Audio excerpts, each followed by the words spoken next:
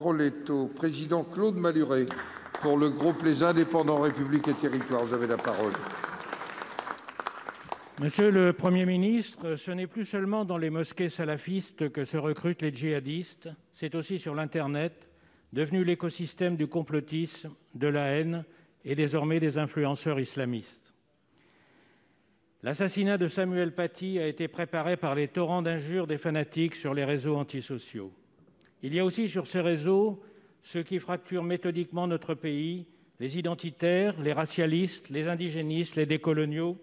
Et il y a enfin les idiots utiles qui crient à l'islamophobie ou au racisme dès qu'on annonce des mesures pour combattre l'islamisme.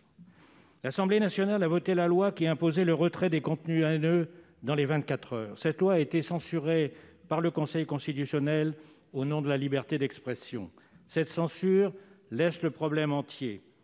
La liberté d'expression ne consiste pas à mettre en ligne la haine, le harcèlement, les appels au meurtre ou le djihadisme.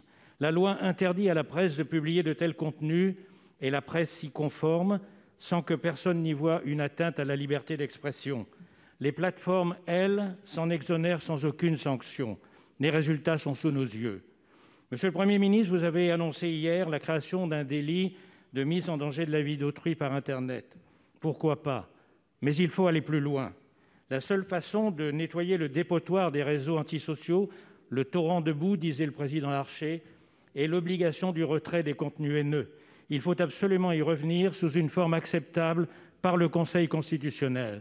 Nous le devons à Sonia Mabrouk, à Mila, à Zineb El Razaoui et à tant d'autres obligés de vivre chaque jour sous protection policière à cause des fatwas sur Internet.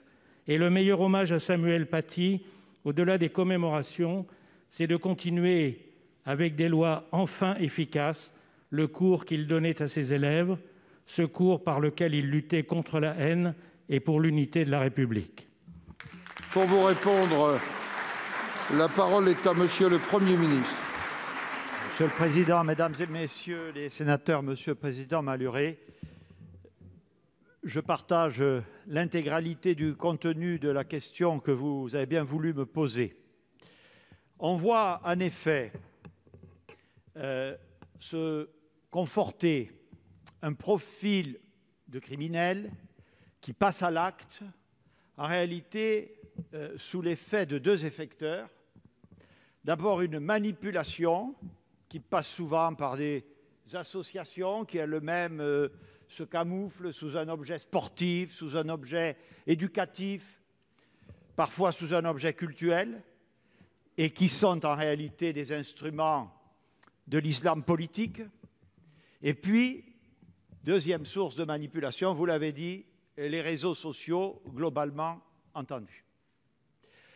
Il faut donc impérativement, je vous rejoins tout à fait, nous attaquer plus fortement encore à ceux qui manipulent et à ceux qui transmettent la haine. Nous allons donc, dans le cadre actuel, déjà renforcer, le Conseil des ministres l'a fait aujourd'hui, les dissolutions d'associations ou de groupements de faits, et proposer à la représentation nationale d'élargir les cas légaux où ces dissolutions pourront intervenir.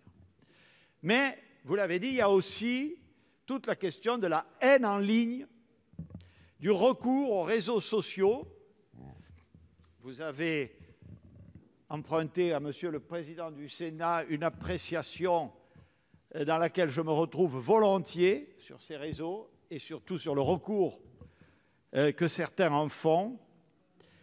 Vous savez que nous avons en réalité deux sujets, Monsieur le Sénateur, non seulement effectivement une jurisprudence du Conseil constitutionnel que vous avez rappelée et que je crois l'ensemble de la Haute Assemblée connaît, nous avons aussi des sujets de directives communautaires à faire évoluer pour mieux responsabiliser les hébergeurs. Je serai, sachez-le, dès vendredi à Bruxelles pour rencontrer plusieurs commissaires et la présidente de la Commission européenne. Et c'est l'un des premiers sujets que je vais aborder avec elle. Nous avons déjà pris, avant même les terribles faits dont nous parlons cet après-midi, des initiatives sur le champ communautaire. Ça sera une de nos premières priorités.